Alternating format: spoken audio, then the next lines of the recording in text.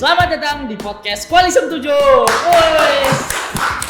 Oke, nah hari ini aku lagi semangat banget karena hari ini kita bakal ngobrol-ngobrol santai bareng Universitas Negeri Yogyakarta. Nah, aku di sini udah bareng sama Kak Yafi dari Pendidikan Biologi 2019.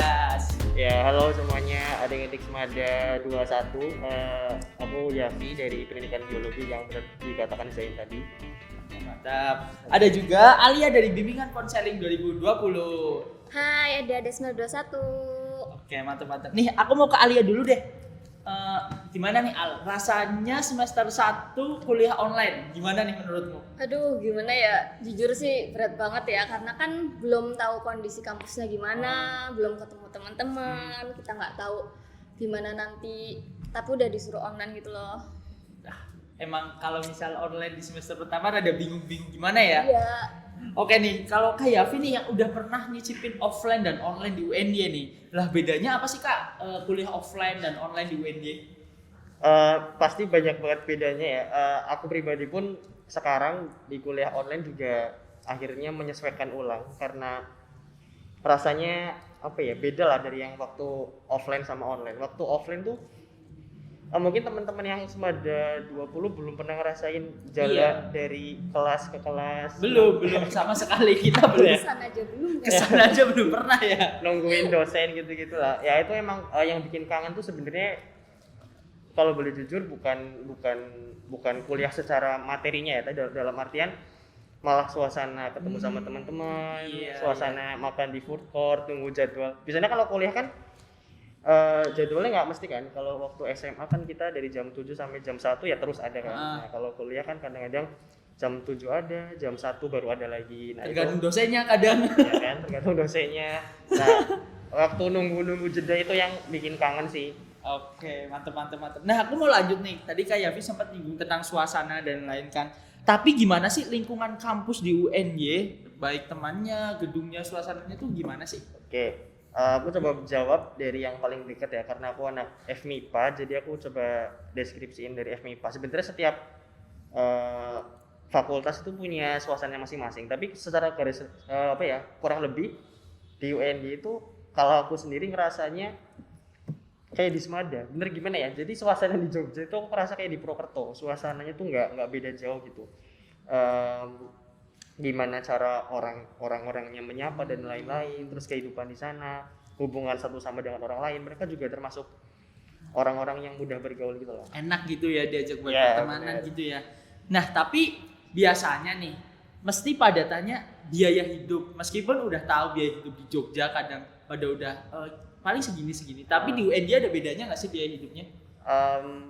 Ya tadi yang aku bilang, jadi hampir mirip kayak di Purwokerto. Jadi ya kalau misalkan tergantung gaya hidup juga. Jadi biaya hidup tuh tergantung gaya hidup. Kalau teman-teman mau cari yang 100.000 buat makan ya mungkin ada.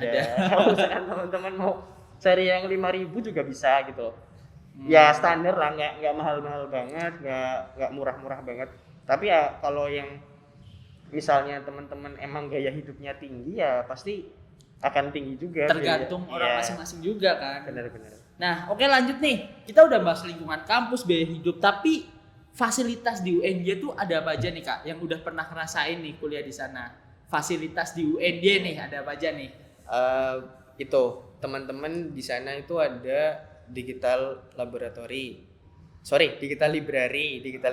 itu jadi kita bisa baca buku secara pakai digital itu di situ. Kalau biasanya kami nyebutnya Taman Apple sih. Taman Apple karena banyak komputer Apple juga di situ. Terus juga yang ada itu juga misalkan kalau aku terakhir lihat belum ke sana. Di UNY itu ada HSC juga. HSC itu semacam tempat yang buat cek kesehatan. Jadi kayak misalkan teman-teman mau cek apa tuh bisa ke HSC. Itu di dekat Rektorat Taman Randu. Terus ada juga kalau aku nggak salah ingat di sana juga belum lama ini dibuka fitness outdoor. Jadi teman-teman bisa main fitness juga di Taman Randu itu. Mantep banget. Banyak lah sebenarnya teman-teman bisa apa ya? Besok kalau udah ke Jogja silahkan muter-muter di UNJ. Kalau Banyak disebutin fasilitas. nanti bisa sampai maghrib soalnya nih. Iya. Nih tapi fasilitas udah asik nih. Nah tapi cara masuknya nih, aku penasaran nih buat Alia nih. Kamu yang jadi maba di UNJ, kamu tuh masuk lewat jalur apa dan seberapa ketat sih masuk ke UNJ?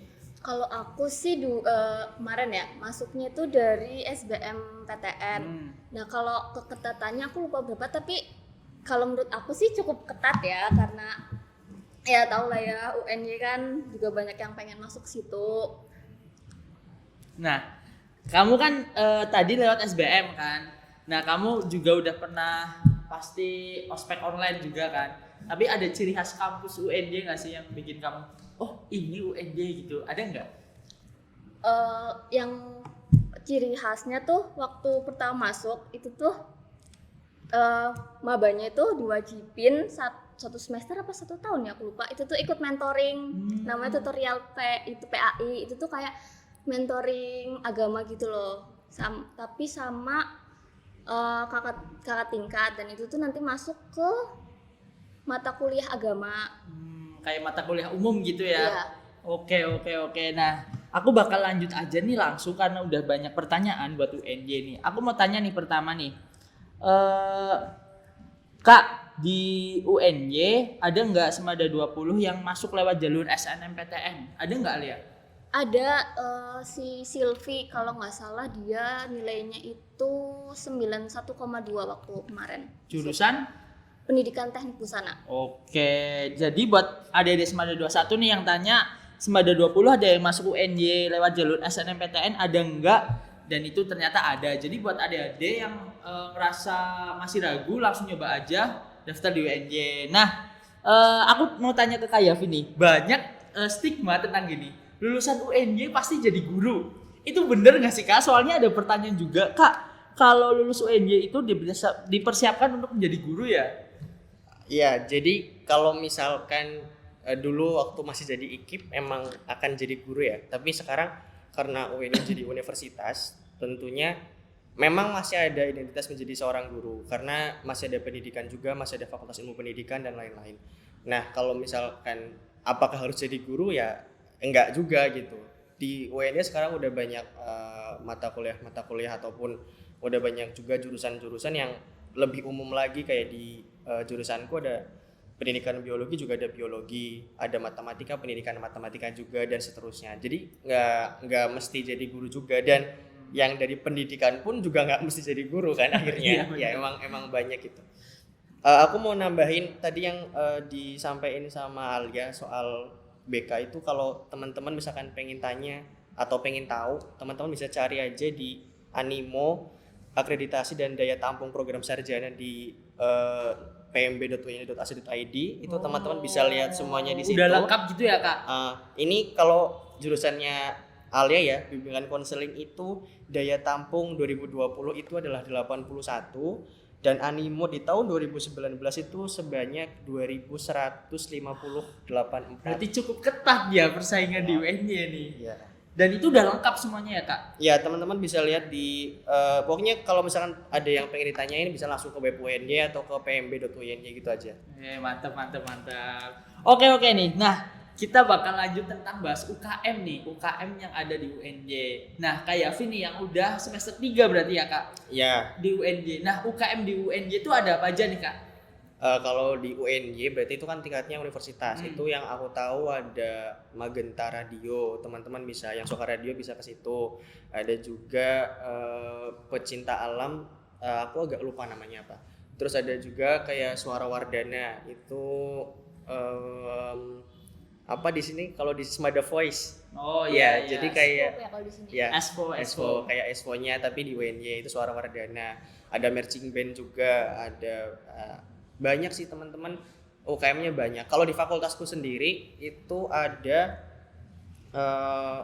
contohnya Sekrup itu semacam teater pijarnya fakultas MIPA. Kayak gitu. Terus UKM itu Hancala itu pecinta alam, itu di tempat di FMIPA. Mungkin kalau di Alia tahu nggak, udah pernah tahu belum? Iya nih, Oh, kamu kalau kan di- ustad online kan, selayang pandang tuh ada apa aja tuh? Kalau di fakultasku tuh ada UKM FCamp, itu tuh kayak band gitu, sama reality. Berarti kalau di sini tuh penelitian, berarti kayak KIR. Oh, dan kamu tertarik ikut apa nih Alia nih? Kira-kira nih? Aku sebenarnya tertariknya itu ikut SAFEL yang itu bahasa. Oh. Iya, itu UKM UN-nya ya. Unif, Ya, ya, Unif. Oke, mantep. Nah, sayang banget nih kita udah sampai di penghujung podcast. Kita udah bahas tentang lingkungan hidup, UKM yang ada di UNJ. Tapi boleh dong kasih semangat dan motivasi dan kenapa harus di UNJ? Dari Alia dulu deh. Kenapa harus di UNJ, berikan semangat dan motivasi nih buat adik-adiknya. Semangat dan motivasi dulu mungkin. Apa ya? Aduh, aku bingung. Kalau semangat tuh, kalau kenapa harus di UNY, karena UN itu bagus guys, apalagi BK-nya guys. Kita punya laboratorium sendiri guys. Ayo masuk BK. Siap. Kasih penyemangat dong buat adik-adik yang lagi belajar nih. Aku tahu ya, kalau pandemi itu mesti kalian pada pusing kan, kayak down gitu. Tapi semangat guys, tahun depan katanya udah mau offline kan, semangat ketemu teman baru. Mantap. Oke, Kak Yafi nih, kenapa harus di UNJ dan nanti berikan semangat buat adik-adiknya yang lagi belajar nih. Kalau ditanya kenapa harus ke UNY, aku nggak mengharusin ke UNY sih. Maksudnya semua teman-teman punya pilihan masing-masing, tapi UNY juga bukan pilihan yang buruk gitu. Maksudnya UNY juga patutlah dipertimbangkan. Terus kalau semangat gimana teman-teman ya, balik lagi impian yang tahu teman-teman sendiri, gimana caranya teman-teman menggapai, teman-teman yang tahu sendiri. Dan saranku sih jangan gimana caranya semangat, tapi teman-teman cari alasan apa supaya aku semangat gitu. Jadi carinya alasannya supaya teman-teman bisa semangat terus. Dan tentunya sukses selalu lah buat teman-teman semua. Oke, mantep banget. Nah, makasih banget nih buat Kak Yafi yang udah hadir di podcast Koalisi 7 hari ini. Buat Alia juga makasih. Dan buat teman-teman adik-adik Semada 21, makasih banget udah dengerin podcast pada hari ini. Tetap semangat belajar, jangan lupa berdoa, dan sampai jumpa di podcast-podcast selanjutnya.